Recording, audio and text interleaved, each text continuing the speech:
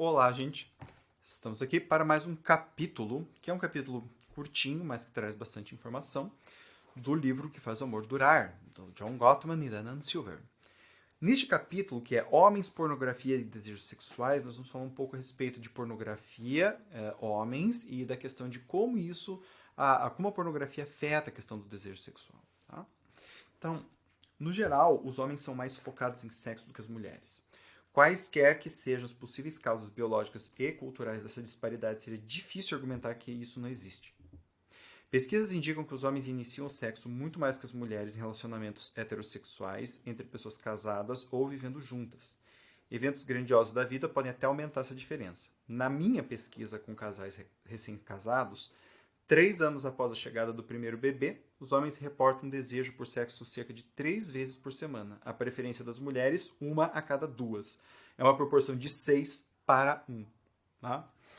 O desejo sexual relativamente aguçado de um homem não faz com que seja uma pessoa ruim, imoral, não ética ou pecadora. Tá?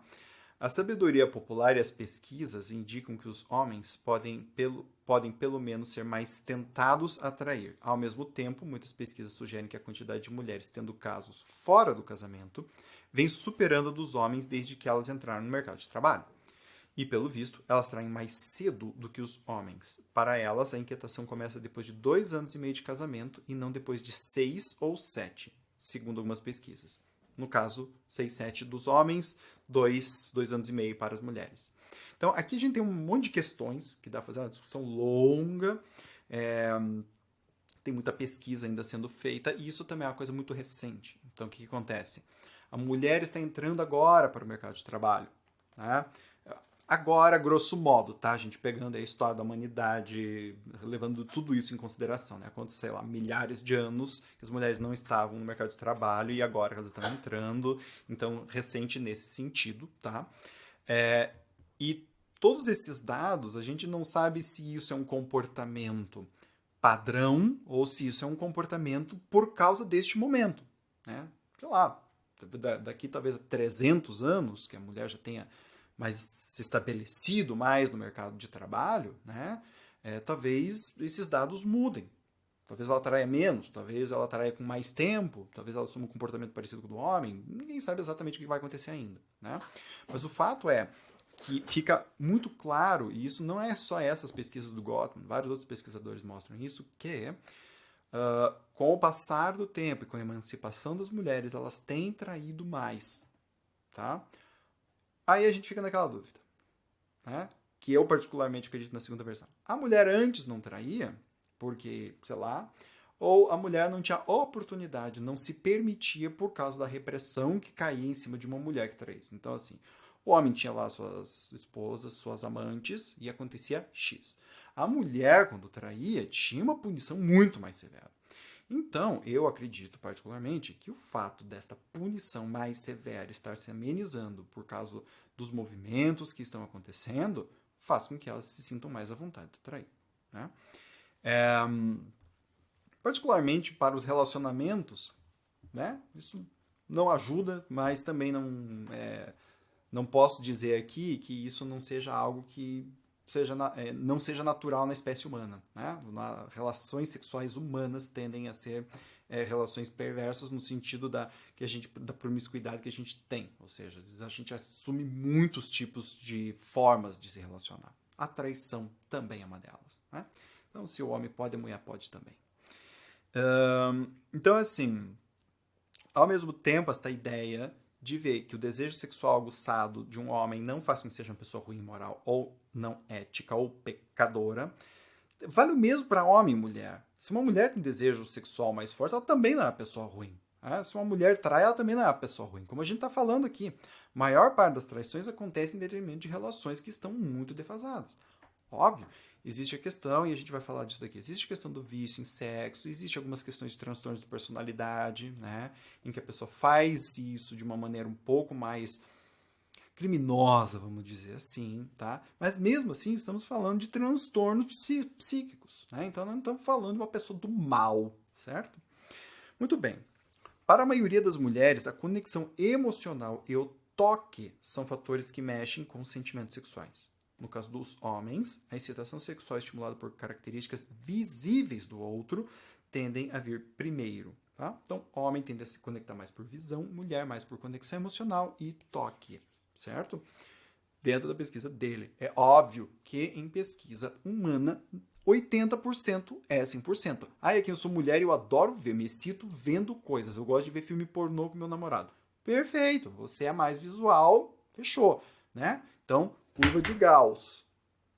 Tem as pessoas que estão no meio da curva e tem as pessoas que estão nos outros extremos. Tá? Vai ter mulher que vai dizer que não curte toque, né? Que, por exemplo, não gosta de beijar na boca enquanto transa. E que a excitação sexual acontece por outras vias. Sem problema, tá? É sempre a maioria. Não é todas as pessoas são assim. Contudo, é importante lembrar que a maioria dos affairs não acontece por causa do sexo. Acontece como uma forma de lidar com o casamento solitário, encontrando alguém que mostra interesse. E esse desejo por companheirismo não depende de gênero, ok? É tentador desconfiar disso tudo, mas o vício em sexo realmente existe e é a raiz de alguns adultérios. O uso técnico do termo vício demanda a evocação de dois critérios chamados tolerância e recuo. O viciado requer um estímulo crescente para receber o mesmo nível de gratificação. Com o tempo, precisa de uma dose simplesmente para se sentir normal. Ou seja, quando a pessoa tem vício em sexo, aquele mesmo estímulo não cessa. Ela precisa de mais, diferente. E daqui a pouco ela está num nível bem extremo, e aquele nível extremo dá para ela um nível normal de conforto. Exatamente igual a adição de qualquer outro tipo de substância, cocaína. Sei lá, álcool. O cara começa lá com meia garrafa de uísque. Daqui a pouco, meia garrafa de uísque não faz nada. Ele precisa de 1,5. Daqui a pouco ele precisa de 3. E por aí vai. Tá? E se a pessoa viciada para, de repente, uma dor psicológica e física intensa aparece. Tá? Ainda não sabemos se todos os casos de atividade sexual alta se encaixam nessa definição. Mas isso não impede que eles acabem com o relacionamento. Ok? Tem um livro que eu vou falar aqui que é Out of Shadows, das Sombras, um livro do Patrick Carnes, que é um trabalho bem interessante a respeito da questão do vício em sexualidade, certo? Então fica a dica aqui. Os viciados acreditam em suas próprias mentiras. Carnes apresenta o seguinte ciclo da dependência sexual. Preocupação. Todos os encontros e pensamentos são processados pelo filtro sexualmente obsessivo. Então, a pessoa pensa numa relação, pensa em sexo. Ritualização. Seguem-se rotinas que promovem o vício. Comportamento sexual compulsivo. Envolver-se nos atos sexuais no centro das obsessões e ser incapaz de controlar este comportamento. Aqui a gente tem uma fala de controle. E o desespero. Sentir-se fraco e desesperado em relação à capacidade de mudar. Eu penso em mudança, eu não consigo. E aqui no item 3 do comportamento sexual compulsivo, essa ideia de não conseguir parar, lembrem-se que geralmente as pessoas que estão em adição, elas negam. Ah, eu consigo parar. Então para. Não consigo. Eu não quero parar. No fundo, ela tem medo, porque ela não sabe o que fazer se ela parar o comportamento. Tá bem? Em algum momento, a pessoa dependente se fixa em um modo específico de excitação. O objeto de suas obsessões e compulsões, que pode ser qualquer coisa, desde certas roupas íntimas até fantasias de dominação e submissão. Então, existe o vício em sexo, né? E isso traz, às vezes, muitas dificuldades para a relação, não apenas porque, às vezes, a pessoa viciada precisa de muita estimulação, tá? Como também, dependendo da estimulação, ela pode ir para fora da relação ou, dependendo da estimulação, isso pode ser ofensivo e humilhante para o cônjuge. Tá? Muito bem. O vício não é um problema. O vício desculpe, quando a pornografia injeta traição. Tá? Então, os consumidores de pornografia correm o risco de se conectarem a meros fetiches de sexo impessoal. O vício não é um problema se um casal usa pornografia para incrementar o desejo e prazer mútuos durante o ato sexual. No entanto, e com muita frequência, a pornografia é consumida sós e se torna uma fonte de traição, mesmo que o hábito não atenda a definição técnica de compulsão. Tá? Então, assim, a pessoa que consome muita pornografia acaba ficando fixada naquelas imagens. E ela começa a achar que tem que ser feito daquele jeito para ter prazer. E isso muitas vezes é feito sozinho, o que significa uma traição, porque isso não é aberto para o outro, então isso não participa da vida sexual do casal. Lembra do capítulo 3, onde a gente falava da comp negativa? Então aqui eu estou fazendo comparações negativas e estou criando uma parede, eu e a pornografia, onde nós dois começamos a nos relacionar, eu e o meu canalzinho favorito lá de pornografia, e eu não compartilho isso com o meu cônjuge. Eu começo a falar com esta pornografia, que merda de relação sexual que eu tenho lá, eu quero isso daqui. Tá entendendo? Por isso que eu frisei que a comparação negativa pode ser com alguém concreto ou não. Tá? Isso que é bem interessante. Sem conexão e sem emoção. As situações pornográficas quase sempre se focam no impessoal e no físico. Sexo não romântico, não emocional e casual. Né? Os psicólogos Dolph Zillman e Zenon Bryant analisam este material no livro Pornography e concluem que em roteiros pornográficos típicos, os estranhos se encontram, transam e nunca mais se veem de novo. Né? Os problemas podem surgir se um consumidor de pornografia achar que o sexo no quarto vai ser igual. Né? Como é que eu vou transar e ir embora com a minha mulher? Não vai dar muito certo. Né? Ou com o meu esposo. Né? Não vai dar muito certo.